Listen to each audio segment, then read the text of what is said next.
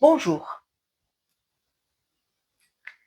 Lorsque j'étais enfant, vers 9, 10 ans à peu près, j'avais accroché une phrase au-dessus de mon lit.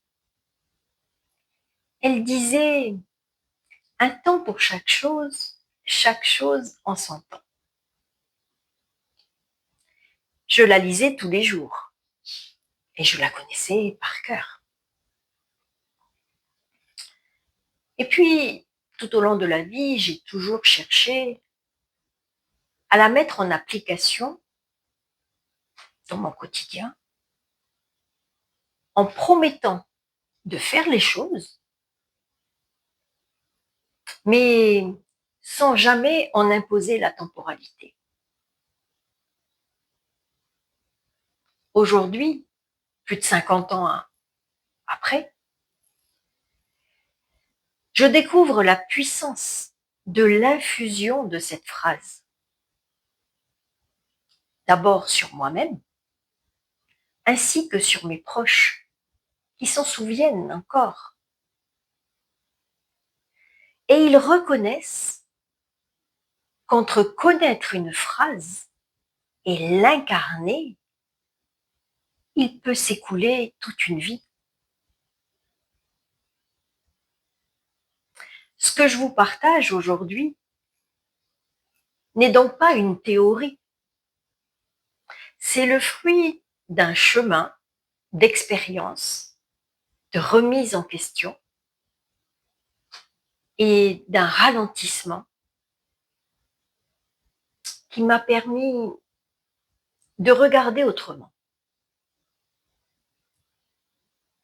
Alors aujourd'hui, j'aimerais vous poser une question toute simple. Et si nous n'avions jamais manqué de temps, mais simplement oublié le rythme du vivant? Cette réflexion m'est venue en observant le jardin et surtout en observant les murs. Oui, simplement des murs.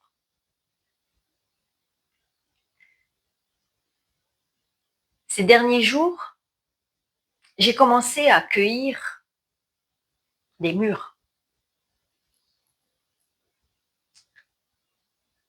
Certaines sont encore vertes, d'autres commencent à peine à rougir. Certaines sont parfaitement mûres.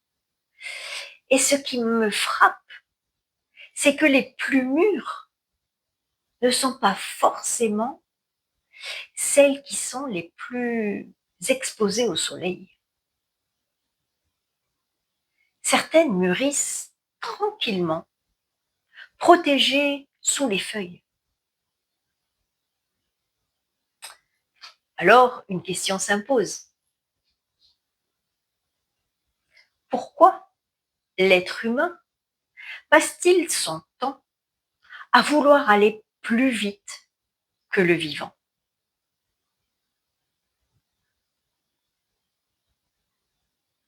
Un enfant, un bébé, normalement, met 9 mois à se former avant de naître.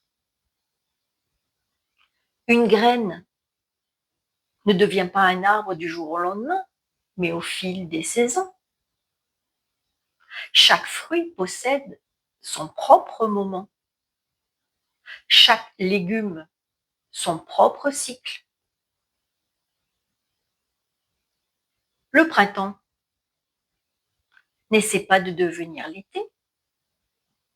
L'automne ne regrette pas le printemps. Le vivant ne lutte jamais contre le temps. Il l'habite. Et pourtant, nous avons créé un monde où tout doit aller toujours plus vite.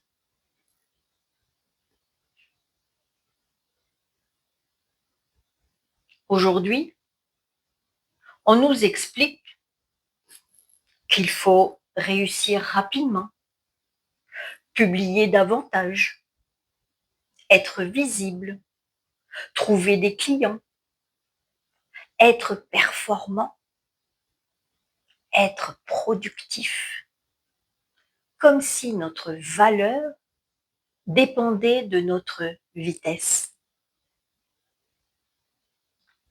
Même les fruits n'y échappent plus. Ils sont cueillis avant maturité. Ils terminent leur maturation dans des chambres froides, pressés par des techniques humaines pour être présentables et attirer le chaland, pour créer l'envie plutôt que de répondre à un besoin, pour réveiller l'instinct même si ce n'est pas la saison. Ils ressemblent à des fruits,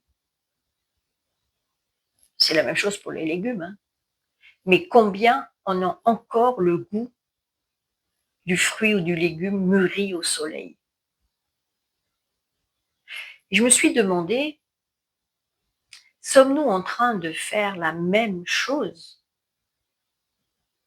avec les êtres humains?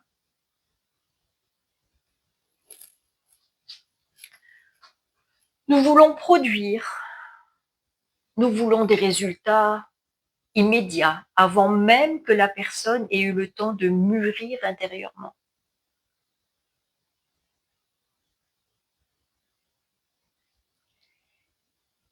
Il y a quelques semaines, je me suis retrouvée avec une pause forcée par un imprévu qui m'a obligée à ralentir. Sur le moment, je l'ai vécu comme une contrainte. Et aujourd'hui, je prends conscience que c'était une invitation à retrouver le rythme du vivant.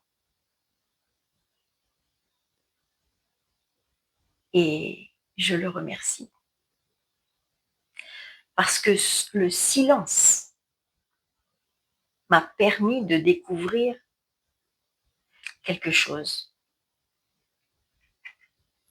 Pendant longtemps, je croyais qu'il fallait avancer sans cesse, faire, produire, expliquer. Et aujourd'hui, j'observe davantage.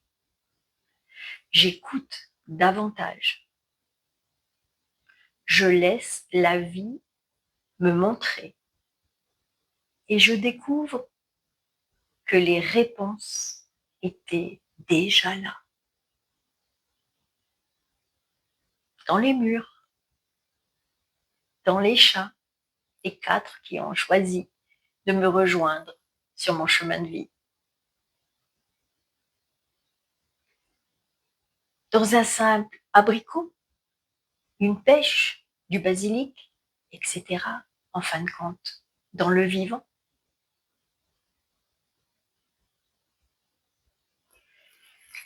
Les réseaux sociaux peuvent parfois nous entraîner dans une course à la visibilité et nous finissons par croire qu'il faut publier plus, parler plus fort ou aller toujours plus vite pour exister. Et si cette course nous faisait oublier l'essentiel, l'authenticité? Parce qu'un fruit n'essaie jamais de convaincre qu'il est mûr. Il l'est, tout simplement. Et peut-être que nous aussi, nous n'avons pas besoin de crier plus fort que les autres. Nous avons simplement à devenir pleinement ce que nous sommes.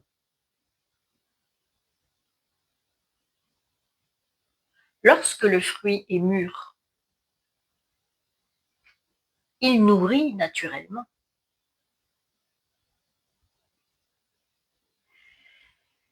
Alors aujourd'hui, je ne vous invite pas à gérer votre temps. Je vous invite à retrouver votre rythme, le rythme du réel, du vivant. Parce que le vivant ne se presse jamais. Il nous enseigne simplement qu'il existe un temps pour semer, un temps pour grandir, un temps pour fleurir et un temps pour offrir son fruit. Alors peut-être que la vraie question n'est pas ai-je assez de temps, mais plutôt suis-je en train d'habiter pleinement ce temps qui m'est offert aujourd'hui.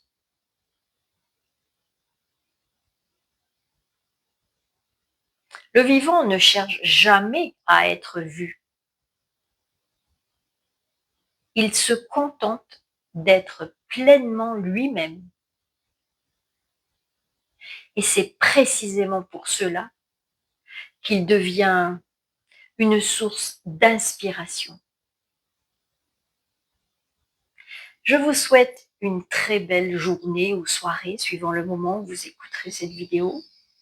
Prenez soin de vous et surtout, prenez le temps d'infuser la vie. Je vous laisse donc avec cette question. Laissez-la simplement infuser. Et ce qu'elle éveillera en vous n'appartient qu'à vous.